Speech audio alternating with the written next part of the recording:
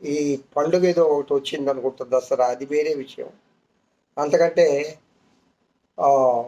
స్వాతంత్ర సమర యోధుడు,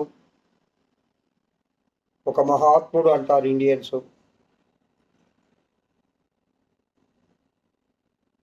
ఆయన గారి పుట్టినరోజు ఈ దినం.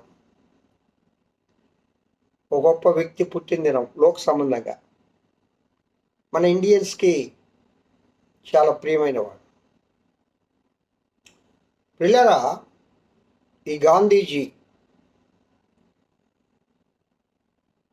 ఆయన గురించి కొన్ని మాటలు మనం చెప్పుకొని దేవుని వాక్యాన్ని మనం ధ్యానం చేసుకుందాం. అహింసావాది అంటారు. యుద్ధం చేయకుండా, పోరాడకుండా అంటే కత్తి పట్టకుండా బ్రిటిష్ వారిని ఓడించిన ఓ గొప్ప నాయకుడని ఈయనకి పేరు. సరే, ఇంత గొప్ప నాయకుడు ఈ లోకంలో పుట్టాడు, ఎదిగాడు,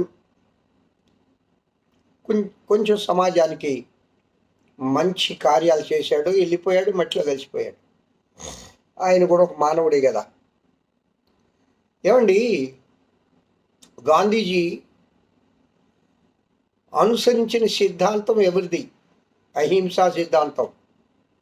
ఒక చెంప పైన కొడితే మరొక చెంప చూపించమనే ఆ సిద్ధాంతం ఎవరిది? ఎక్కడి నుంచి నేర్చుకున్నాడు? గాంధీజీ గారే చెప్పారు.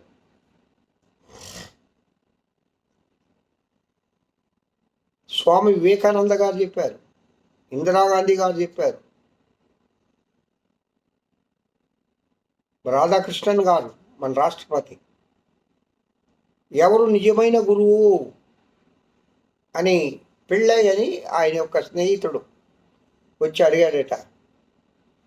ఒక నిజమైన గురువు ఈ లోకంలో నాకు కావాలి, ఎవరు? నేను ఎవరిని అనుసరించాలంటే యేసుక్రీస్తుని అనుసరించమని చెప్పాడట. అంటే ప్రియులరా, యేసయ్య ఒక ప్రత్యేకత ఉన్నది లోకంలో. ఎందుకనక ఈజ్ ద గాడ్. ఆయన మానవుడు కాదు కదా. ఆయన ఒక దైవ నిర్ణయాన్ని నెరవేర్చడానికి ఈ లోకానికి వచ్చాడు. దైవ చిత్తాన్ని నెరవేర్చడానికి మనుష్య కుమారుడికి ఈ లోకానికి వచ్చాడు. తన కార్యం ఏదో తను చేసుకొని మరలా తండ్రి దగ్గరికి వెళ్ళాడు. మరలా వస్తాడు మనల్ని తీసుకోపోవడానికి. ఇది క్రైస్తవ